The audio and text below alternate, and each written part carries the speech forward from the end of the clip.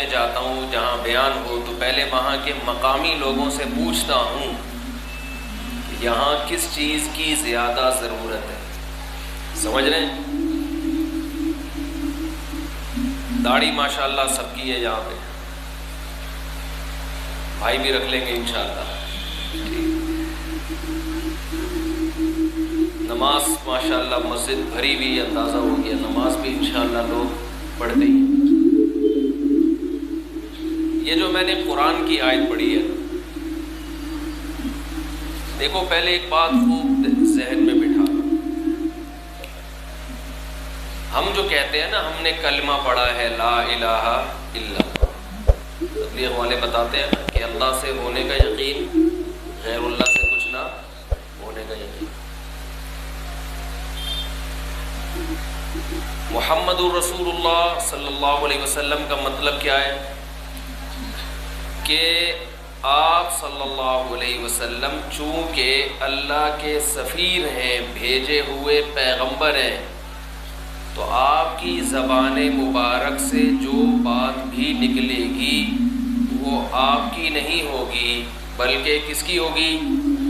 اللہ کی ہوگی. ہم پیغمبر صلی اللہ علیہ وسلم کی عبادت نہیں کرتے، ہم پیغمبر کے حکم کو نہیں مانتے، بلکہ جب پیغمبر حکم دیتے ہیں تو وہ اس لیے مانتے ہیں کہ وہ کس کا حکم ہے؟ اللہ کا حکم ہے، اللہ کی مانتے ہیں. پیغمبر کی اطاعت اس لیے کی جاتی ہے کہ وہ پیغمبر کا حکم نہیں ہے بلکہ اللہ کا حکم ہے. تو اسلام میں سب سے پہلے کون ہے؟ بولو بھائی، اللہ. عبادت، غلامی اللہ کی. جس اللہ کو ہم مانتے ہیں اس نے اپنے حبیب محمد صلی اللہ علیہ وسلم کے ذریعے ہمیں بہت سارے احکام دیے. پشتو نا بھائی، پشتو اردو کوہستانی، یہاں زبان کون سی ہے؟ کوہستانی زبان. بس میں درمیان میں دو چار پشتو کے الفاظ میرے خود بخود آتے ہیں. تو اللہ نے اپنے پیغامات، اللہ براہ راست انسانوں سے کلام نہیں کرتا. تو قرآن میں اللہ نے بتایا. یہ جو خدا کے منکر لوگ ہیں نا، جو خدا کو نہیں مانتے، یہ کہتے ہیں کہ اللہ ہم سے خود کیوں نہیں ہمیں آ کے بتاتا، یہ کرو یہ نہیں کرو. اللہ کہاں ہے؟ نظر کیوں نہیں آتا؟ ہمیں خود کیوں نہیں بتاتا؟ یعنی وہ چاہتے ہیں اللہ ہر شخص کے کان میں جا کے ایک ایک بات اس کو سمجھائے، تو صحیح بن جا، تو غلط کر رہا ہے، تو صحیح کر رہا ہے. ایک ایک بات اللہ ہر آدمی کے جا کے سمجھائے گا تو پھر آزمائش ختم ہو جائے گی، پھر امتحان ختم. تو اب دیکھو اللہ نے اپنے پیغام ہمیں محمد صلی اللہ علیہ وسلم کے ذریعے ہم تک پہنچائے. ان پیغام میں سے ایک بڑا پیغام جو ہمیں اور کافروں کو ایک دوسرے سے الگ کرتا ہے، وہ پیغام ہے موت کے بعد زندگی. کافر کہتا ہے موت کے بعد دوبارہ زندگی، بولو بھائی، نہیں ہے. اللہ کیا کہتا ہے قرآن میں کہ مرنے کے بعد تم ختم نہیں ہو جاتے. ایک جہان سے دوسرے جہان میں ٹرانسفر ہو جاتا ہے تمہارا. فوجیوں کے ٹرانسفر ہوتے ہیں نا، کبھی سبی میں، کبھی گلگت میں، کبھی کدھر. تو ہمارا بھی کیا ہوتا ہے؟ ٹرانسفر ہوتا ہے. اب چونکہ ہم مرنے کے بعد ختم نہیں ہوتے، ہماری روح باقی رہتی ہے. جسم ختم ہوتا ہے، روح ہماری باقی رہتی ہے. اور پھر قیامت کے دن یہ جسم بھی ہمیں واپس ملے گا، یہ جسم بھی ہمیں واپس ملے گا. یہ جو ہم کہتے ہیں، کافر کہتا ہے کہ جسم تو ختم ہو جاتا ہے، اللہ فرماتے ہیں بلا قادرین علی ان نسوی بنانا، ہمیں اس پر بھی قدرت ہے کہ تمہیں دوبارہ زندہ کریں. اور یہ جو انگلیوں کے نشان ہے نا، جو نادرہ میں جب آپ لگاتے ہو تو ایک شکل بنتی ہے نا، یہ شکل دوبارہ بنے گی. ایسا اللہ جسم کو جوڑ کے دوبارہ بنا دے گا. تو موت کے بعد دوبارہ زندگی ہے، یہ زندگی امتحان کے لیے ہے، کھانے پینے کے لیے آپ کو بولنا پڑے گا بھائی، کھانے پینے کے لیے، مزے اڑانے کے لیے نہیں۔ موت کے بعد دوبارہ زندگی ہے۔ اگر موت کے بعد دوبارہ زندگی نہ ہوتی، جنت اور جہنم نہ ہوتی، تو ہم میں سے ہر شخص کو چاہیے تھا کہ وہ زندگی گزارنے سے پہلے کسی مولوی سے نہ پوچھتا کہ یہ کام حلال ہے یا یہ حرام ہے۔ یہ ہمیں پوچھنے کی ضرورت نہیں تھی۔ انگریز پوچھتا ہے بھائی، انگریز پوچھتا ہے کسی سے؟ دیکھو چائنا والے کتے کھاتے ہیں، کیوں؟ اس لیے کہ چائنا میں کوئی مولوی نہیں ہے چائنیز میں ان کو سمجھائے کہ کتے کھانا حرام ہے۔ کوئی چائنا میں آپ نے دیکھا کوئی چینگ پونگ پونگ مولوی ہو جو ان کو سمجھا رہا ہو کہ کتے مت کھاؤ؟ کبھی دیکھا آپ نے؟ آپ حیران ہوتے ہیں وہ کتے کیوں کھاتے ہیں۔ چائنا والے ہم پہ حیران ہوتے ہیں کہ یہ کتے کیوں نہیں کھاتے، سمجھ رہے ہو؟ وہ کہتے ہیں کہ گائے میں جتنے پروٹین ہے، جتنی طاقت گائے کے گوشت میں ہے اتنی ہی کتے کے گوشت میں ہے، تو جب کتا سستا پڑتا ہے تو گائے کھانے کی کیا ضرورت ہے؟ سمجھ میں آ رہی ہے بات کہ نہیں آ رہی؟ وہ بلی بھی کھاتے ہیں، وہ کہتے ہیں بلی میں طاقت زیادہ ہے، مرغی میں طاقت کم ہے، تو جب بلی کھا سکتے ہو تو مرغی کھانے کی کیا ضرورت ہے؟ بلی سستی پڑتی ہے ان کو۔ وجہ کیا ہے؟ وہ کتے بلی اس لیے کھاتے ہیں کہ انہیں بتانے والا کوئی نہیں ہے کہ کتا اور بلی انسانوں کے کھانے کی چیز نہیں ہے، یہ حرام ہے۔ اگر کتا کھاؤ گے تو کل قیامت کے دن تمہیں اس کتے کا حساب دینا پڑے گا کہ انسان تھے تو حلال کیوں نہیں کھایا، حرام کیوں کھایا۔ سمجھ میں نہیں آ رہی میرا خیال ہے بات؟ تو دیکھو ایک بات مجھے بتاؤ، جیسے کتے کا گوشت کھانا حرام ہے، چوری کی گائے بھی اسی طرح حرام ہے یا نہیں ہے؟ ایک آدمی نے مرغی چوری کی، الٹی طرف سے ذبح کر دیا اس کو، کسی نے بولا یہ تو حرام ہو گئی ہے، اس نے کہا پہلے کون سا حلال کی تھی بھائی؟ چوری کی تھی نا۔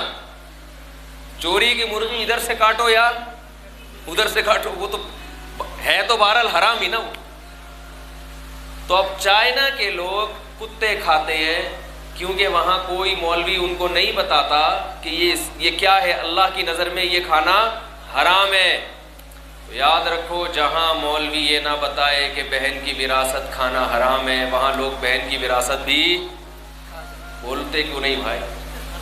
بول لو نا، زور سے بولو یار، کھا جاتے۔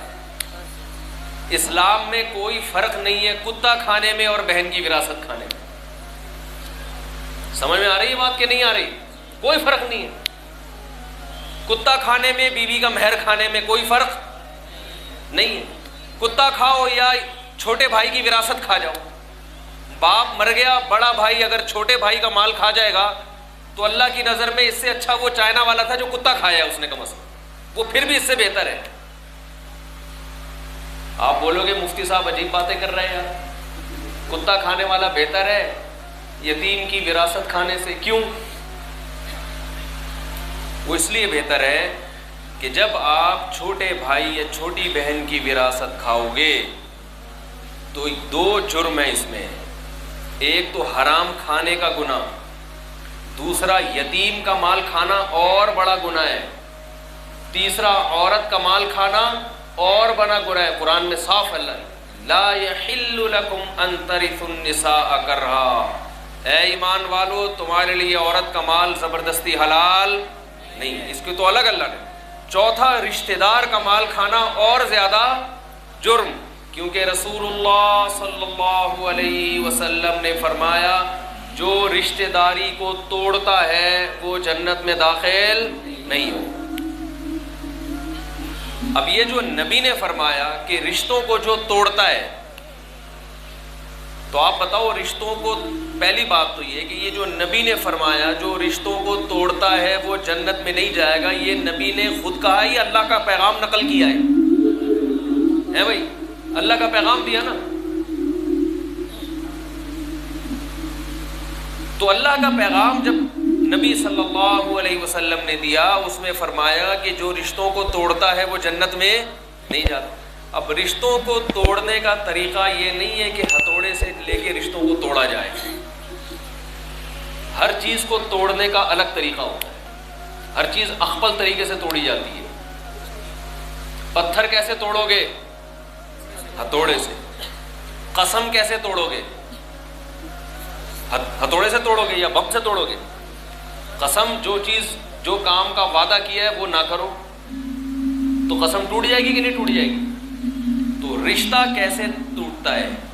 رشتہ ٹوٹتا ہے ایسا کام کیا جائے جس سے رشتہ داری کے دل میں آپ کی نفرت پیدا ہو جائے۔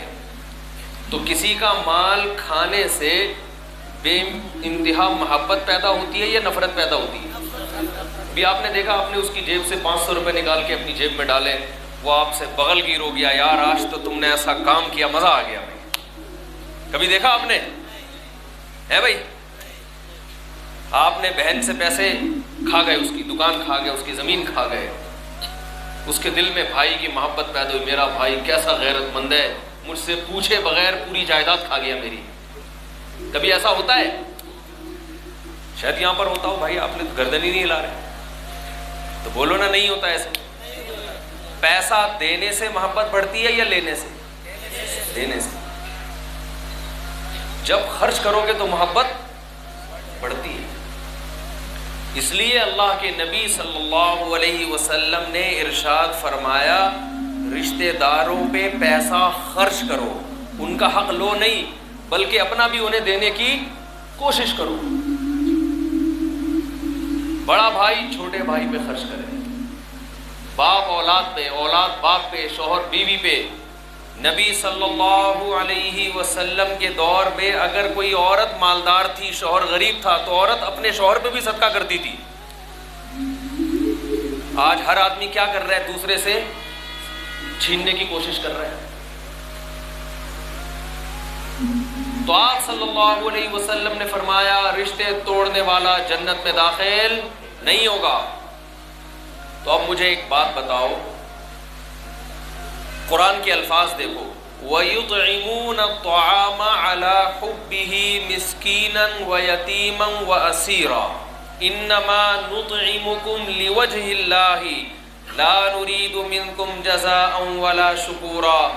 اللہ فرماتے ہیں ہمارے جو نیک بندے ہیں وہ ہمیں خوش کرنے کے لیے ہماری محبت میں لوگوں پہ خرچ کرتے رہتے ہیں، غریبوں کو، یتیموں کو، مسکینوں کو، قیدیوں کو، کمزوروں کو کھلاتے رہتے ہیں، اور جب ان کو کھلاتے ہیں تو ان سے کہتے ہیں کہ ہم تمہیں اللہ کو خوش کرنے کے لیے کھلاتے ہیں، ہم تم سے اس کا بدلہ نہیں چاہتے۔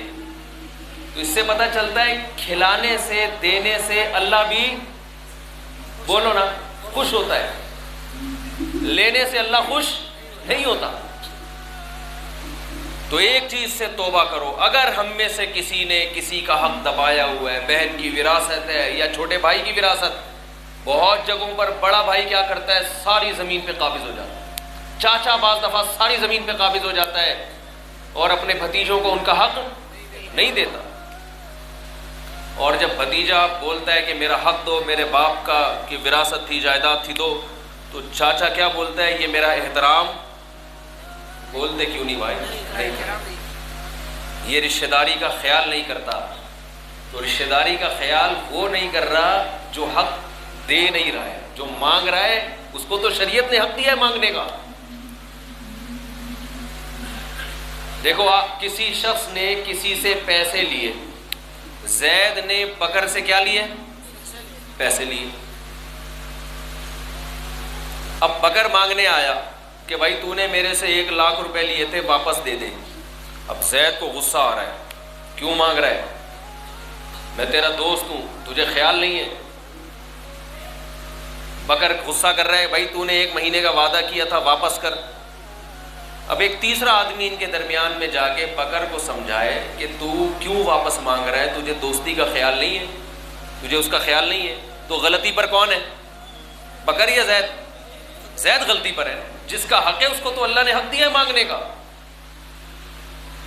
تو اللہ نے بہن کو حق دیا ہے کہ بھائی سے اپنی وراثت مانگے، علماء کہتے ہیں دیکھو یہ شریعت کے بڑے مشکل احکام ہیں، لاکھوں روپے کسی کے حوالے کرنا، پوری پوری زمینیں حوالے کرنا بہت مشکل کام ہے، لیکن قرآن کہتا ہے ان لوگوں کے لیے مشکل نہیں ہے جن کا آخرت پر ایمان ہے۔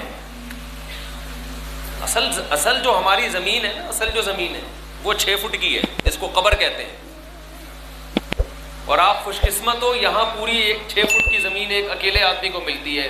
کراچی میں وہ بھی اکیلے آدمی کو نہیں ملتی، 10 آدمی ایک قبر میں دفن ہو رہے ہیں، پوری 6 فٹ کی زمین بھی ایک آدمی کو نہیں مل رہی، اتنی آبادی گھس گئی ایک دوسرے میں، مردے آپس میں ایک قبر میں اکٹھے سو رہے ہیں، آپ اندازہ لگاؤ۔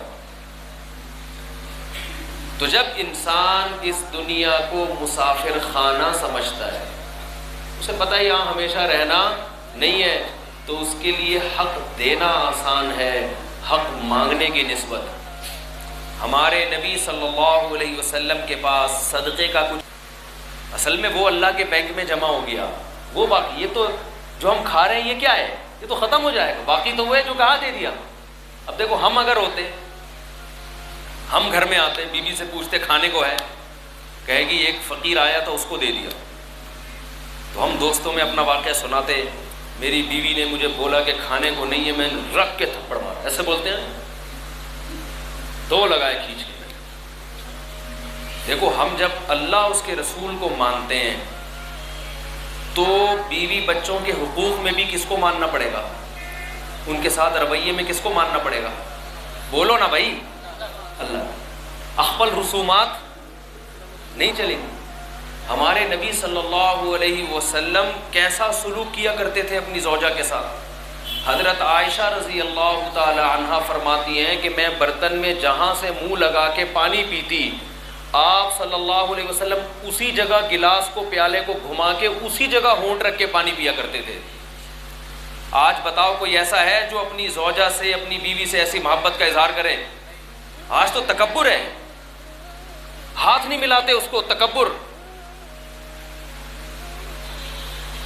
آپ صلی اللہ علیہ وسلم کی باری تھی حضرت عائشہ کے گھر میں، حضرت زینب نے کوئی کھانا حلوہ بنا کے بھیجا، امی عائشہ رضی اللہ تعالیٰ عنہ نے جب وہ برتن دیکھا نا تو غصہ آیا، غصہ اس بات پر آیا کہ میری باری ہے، اس میں سوکن مداخلت کیوں کر رہی ہے؟ سوکن سمجھتے ہیں نا، دوسری زوجہ، پتہ نہیں یہاں پر ہوتی ہے نہیں ہوتی، اللہ ہی جانے ہے، یہاں لوگوں کی 2 3 ہیں، اس لیے اتنے افسردہ بیٹھے ہوئے۔ اچھا صحیح۔ تو آپ صلی اللہ علیہ وسلم کے ہاتھ سے امی عائشہ نے وہ برتن لیا اور اٹھا کے زمین پہ مار کے توڑ دیا۔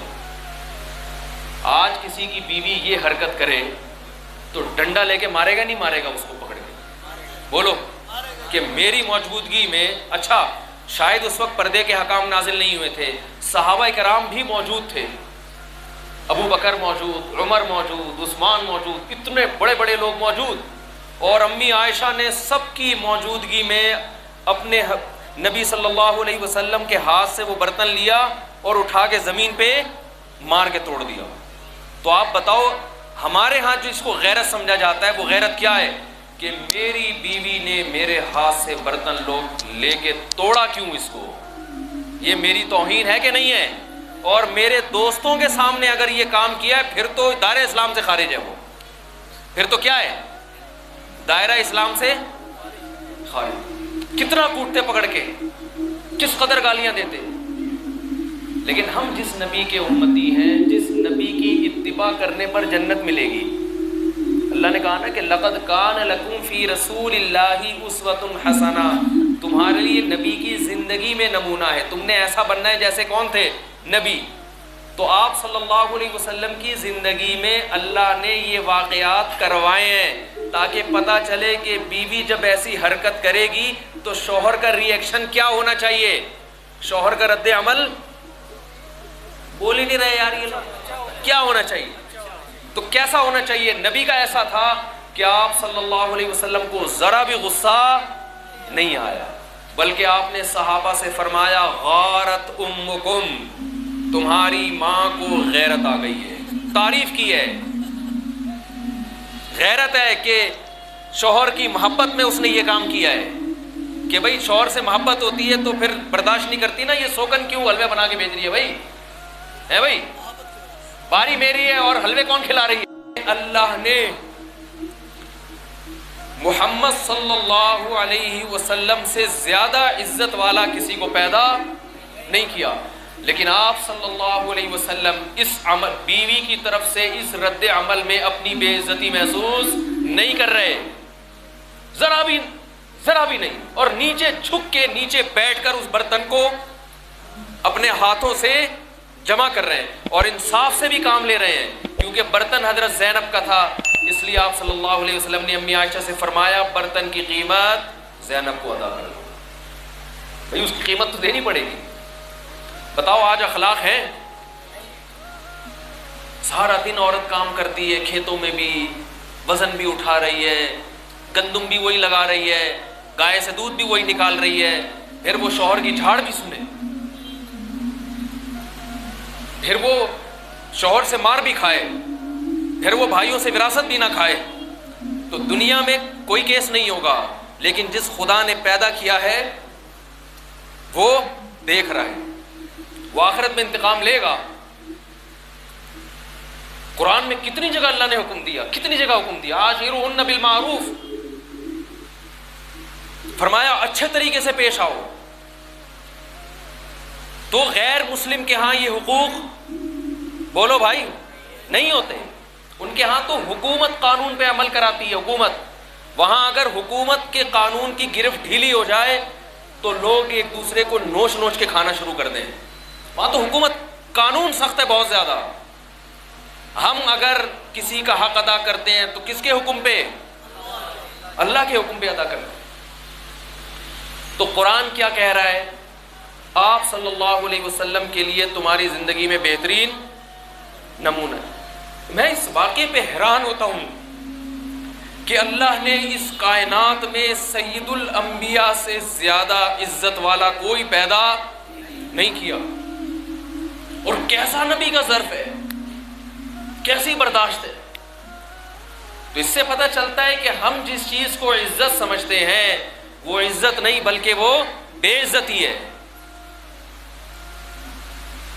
منافقوں نے کہا تھا نا، مشہور منافق عبداللہ ابن ابی، اس نے یہ دعویٰ کیا تھا کہ میں جب مدینہ جاؤں گا تو یہ جو صحابہ کرام تھے نا، مسکین غریب صحابہ، اس کو اس نے کہا تھا یہ عزت دار لوگ نہیں ہیں، پیسے نہیں ہیں ان کے پاس، کیونکہ منافق یہ سمجھتا تھا کہ جو دولت مند ہے وہ عزت دار ہے، جو غریب ہے وہ عزت دار نہیں۔ عبداللہ بن ابی منافق کے پاس بڑا پیسہ تھا، اور آپ صلی اللہ علیہ وسلم کے ارد گرد جو صحابہ بیٹھتے تھے بہت سے، کچھ تو مالدار تھے، زیادہ تر بے انتہا مسکین۔ عبداللہ بن مسعود بے انتہا مسکین، حضرت ابو ہریرہ بے انتہا مسکین، حضرت بلال بے انتہا مسکین، اتنے مسکین کہ جب صفہ میں یہ لوگ علم حاصل کرنے کے لیے بیٹھتے تو صفہ میں یہ لوگ ایک دوسرے کی طرف پشت کر کے بیٹھتے تھے، کیونکہ ان کے پاس سطر چھپانے کے لیے لباس نہیں تھا، اتنے مسکین۔ ایسے مسکینوں کے بارے میں اچھا ایک بات خوب سمجھ لو، حضرت معاویہ رضی اللہ تعالی عنہ بھی بے انتہا مسکین تھے، حدیث سے ثابت ہے۔ تو حضرت معاویہ کا شمار بھی انہی صحابہ میں ہوتا ہے جن کے بارے میں قرآن کہتا ہے وَاصْبِرْ نَفْسَكَ مَعَ الَّذِينَ يَدْعُونَ رَبَّهُمْ بِالْغَدَاةِ وَالْعَشِيِّ يُرِيدُونَ وَجْهَهُ، اس سے مراد مسکین صحابہ ہیں کہ اے نبی آپ ان مالدار کافروں کی طرف نظریں نہ رکھیں، آپ ان مسکینوں کے ساتھ صبح و شام اٹھا بیٹھا کریں جو دن صبح و شام اللہ کو یاد کرتے ہیں۔ حضرت ابو سفیان اور حضرت معاویہ کے جو ہے نا ہم پر دو بڑے حق ہیں۔ آج روافض بہت اعتراض کرتے ہیں حضرت معاویہ اور ابو سفیان رضی اللہ عنہ پر۔ ہمارے نبی صلی اللہ علیہ وسلم نے فرمایا، ابو داؤد کی حدیث ہے، ان احق الذی اکرم بہ الرجل ابنتہ او اختہ، آپ صلی اللہ علیہ وسلم نے فرمایا سب سے زیادہ قابل احترام وہ شخص ہے جس کی بہن یا بیٹی تمہارے نکاح میں ہے۔ اگر کسی کی بہن یا بیٹی میرے نکاح میں ہو تو وہ شخص میرے لیے قابل احترام۔ تو آپ بتاؤ جس کی بہن بھی اور جس کی بیٹی محمد صلی اللہ علیہ وسلم کی نکاح میں ہو، وہ اس حدیث کی روشنی میں کس قدر قابل احترام ہوگا۔ حضرت ابو سفیان کی بیٹی نبی کے نکاح میں اور حضرت معاویہ کی بہن نبی کے نکاح میں، تو آپ صلی اللہ علیہ وسلم کے نکاح میں جس کی بیٹی ہو یا جس کی بہن ہو تو وہ کس قدر ہم لوگ کے لیے قابل عزت اور قابل احترام ہوگا۔ تو قرآن میں جلدی جلدی میں شرطیں بیان کر کے بیان کو ختم کرتا ہوں۔ قرآن نے پہلی شرط لگائی ومن اراد الآخرہ، پہلی شرط کیا ہے؟ آخرت کا ہے۔ نیت کیا ہونی چاہیے بھائی؟ اللہ۔ نمبر 2 وسعی، کوشش بھی کرے، خالی بیٹھا نہ رہے، نیت کرے۔ کباب کھا رہا ہے، پراٹھے کھا رہا ہے، نیت ہے بھائی حج پہ جانے کی، تو جا بھائی، اب تو درخواستیں جمع کرا، کچھ کر، نیت کی لیے میں نے، حج کا ثواب نہیں ملے گا۔ وسعی، کوشش بھی کرے۔ آگے قرآن کہتا ہے وسعی لہا سعیہا، کوشش بھی آخرت والی کوشش ہو، اخپل طریقے سے کوشش، بدعت نہیں چلے گی۔ سمجھتے نہیں ہو میرا خیال؟ ایک ابھی آپ ہم سب نے عصر کی نماز پڑھی نا، کتنی رکعتیں پڑھی ہیں؟ اگر امام صاحب 5ویں رکعت بھی پڑھاتے ہیں بھائی، تو 5ویں رکعت پڑھانے سے کیا ہوتا؟ 1 رکوع زیادہ، 2 سجدے زیادہ۔ تو آپ پیچھے سے امام کو سبحان اللہ کہنا شروع کرتے کہ نہیں کرتے؟ سبحان اللہ۔ امام بولتے کہتے امام صاحب، آپ بولتے امام صاحب 5 رکعتیں پڑھائی ہیں، تو امام صاحب کیا ہو گیا؟ تو 1 رکعت کا اضافہ ہی کیا ہے نا، کمی تھوڑی کی ہے میں نے۔ رکوع بھی زیادہ کر لیا۔ رکوع کوئی برا کام ہے؟ رکوع میں کیا میں نے کسی کو برا بلا کہا ہے؟ میں نے سبحان ربی العظیم، اللہ کی حمد و ثنا بیان کی ہے۔ سجدے میں میں نے سبحان ربی الاعلی، اللہ کی تعریفیں کی ہیں۔ تمہیں اللہ کی تعریفیں پسند نہیں ہیں؟ بولتے کیوں نہیں؟ یہ دلیل صحیح ہوگی امام صاحب کی؟ آپ ہو سکتا ہے بولو امام صاحب نماز لمبی ہو گئی، وہ کہیں گے چلو آج ہو گئی، کل سے 4 ہی پڑھاؤں گا۔ آپ کہو گے یہ والی دوبارہ پڑھاؤ، یہ والی۔ اب امام صاحب کہیں ابھی تو 5 1 رکعت لمبی لگ رہی تھی، اب 4 الگ سے پڑھاؤ، یہ تو بہت لمبی ہو جائے گی۔ تو امام صاحب کی دلیلیں صحیح ہوں گی؟ کیوں بھائی؟ اللہ کا ذکر کرنا ہے، رکوع بھی کرنا ہے، سجدہ بھی کرنا ہے، مگر اخپل طریقہ نہیں چلے گا۔ اس میں وہ طریقہ چلے گا جو محمد صلی اللہ علیہ وسلم نے بتایا۔ اخپل طریقے سے زیادہ اچھا کام بھی کرو گے، اللہ نہیں مانتا اس کو۔ بہت مشکل ہے بات سمجھانا، بہت مشکل۔ جی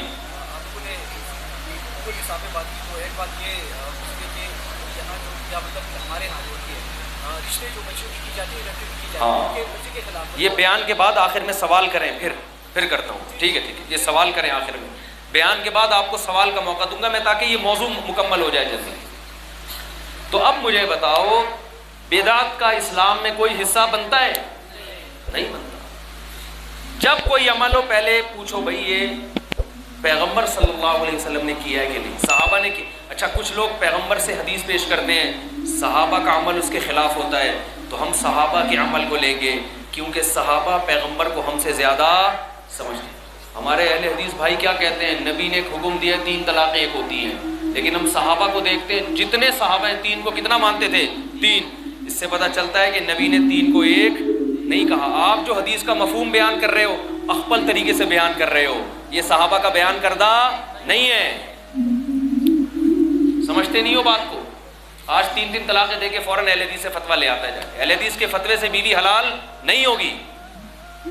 ایک دن میرے ایک اہل حدیث عالم سے بات ہوئی، ایک آدمی نے 3 طلاقیں دی، میں نے فتویٰ دیا 3 واقع ہو گئی ہیں۔ وہ اہل حدیث کے پاس چلا گیا، انہوں نے دے دیا کہ 1 ہوئی ہے، 1 طلاق۔ دیکھو مجھے ایک بات، ریکارڈ کر رہے ہیں یہ ہیں؟ ہاں یہ ریکارڈ کرو لازمی، یہ سوال لازمی ریکارڈ کرو۔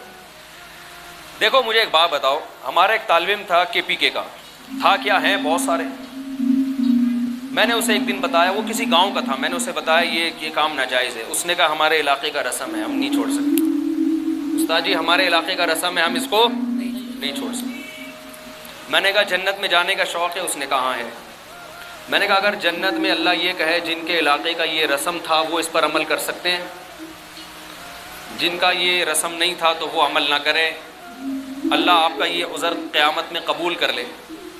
ایک چیز شریعت کے خلاف ہے لیکن وہ آپ کے علاقے کی رسم ہے۔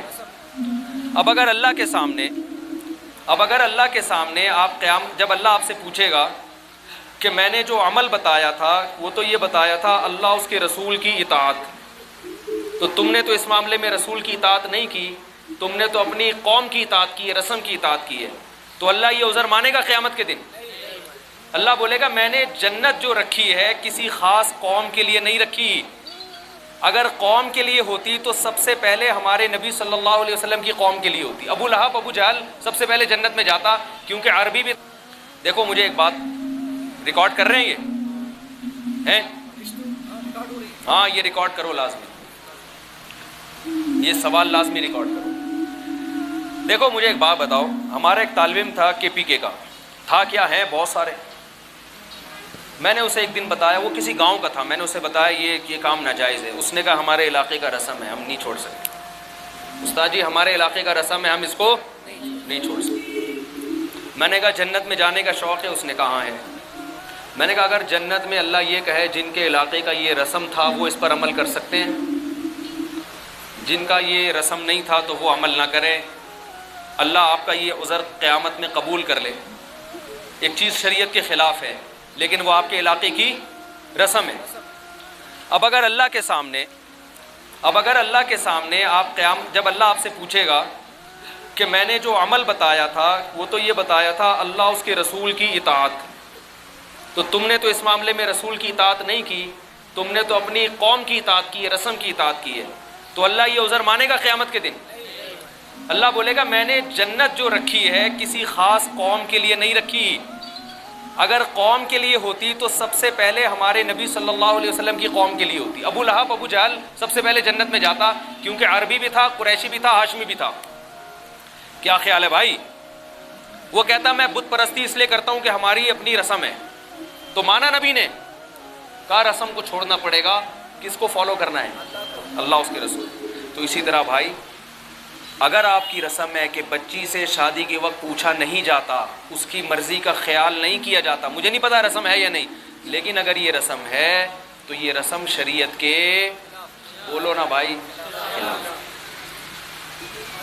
نبی صلی اللہ علیہ وسلم کی صحیح حدیث ہے، آپ کے سامنے ایک کیس آیا، ایک لڑکی نوعمر بچی وہ کسی غریب صحابی سے شادی کرنا چاہتی تھی، بالکل نوعمر، اس بچی کے والد کا انتقال ہو گیا، چچا ان کا ولی تھا، چچا، باپ نہیں ہوتا تو چچا کی کفالت میں ہوتی ہے نا، تو وہ کہا، اور چچا نے شادی کرا دی لڑکی کی حضرت مغیرہ ابن شعبہ سے، وہ مالدار تھے، مالدار بھی سردار بھی، لیکن بچی کہاں شادی کرنا چاہتی تھی؟ غریب صحابی سے۔ تو جب نبی کو علم ہوا آپ نے اس رشتے کو توڑوایا ہے۔ حضرت مغیرہ ابن شعبہ کہتے ہیں کہ میں یہ سمجھ رہا تھا کہ یہ میرے نکاح میں داخل ہو چکی ہے، لیکن آپ صلی اللہ علیہ وسلم نے اس نکاح کو کیا کروایا؟ ختم کروا کے وہاں شادی کرائی ہے جہاں وہ بچی نکاح کرنا چاہتی تھی۔ اب ہمیں سمجھ میں آئے نہ آئے، ہماری غیرت کے خلاف ہو سکتا ہے، یہ میری غیرت کے خلاف ہو سکتا ہے، لیکن بھائی جب جنت اللہ نے بنائی ہے، میرے باپ دادا نے بولو نہیں بنائی۔ اگر میرے باپ دادا نے بنائی ہوتی تو میرے باپ دادا بولتے تم نے ہماری رسومات کو ختم کر دیا، جاؤ اس جنت سے۔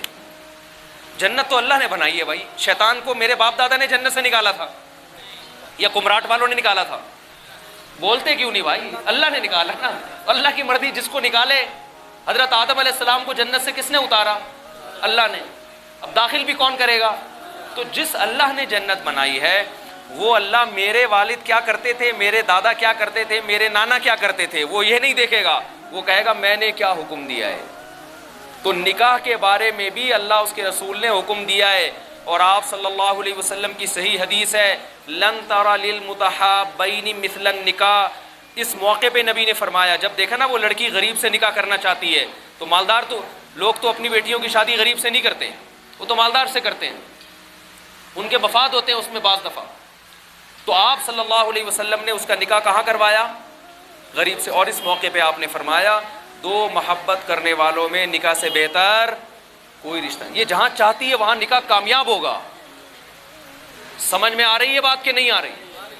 تو بھائی اگر جنت میں جانا چاہتے ہو تو اخپل رسومات نہیں چلیں، سمجھتے ہو؟ ہاں اگر آپ سمجھتے ہو کمراٹ والوں کی جنت الگ ہے، پشاور والوں کی جنت الگ ہے، وہاں پشاور کے حساب سے، کراچی والوں کی جنت الگ ہے، وہاں کراچی کے حساب سے لوگ جائیں گے، تو پھر کراچی والے کراچی کے حساب سے عمل، شریعت پہ عمل کریں، لاہور والے لاہور کے حساب سے عمل کریں،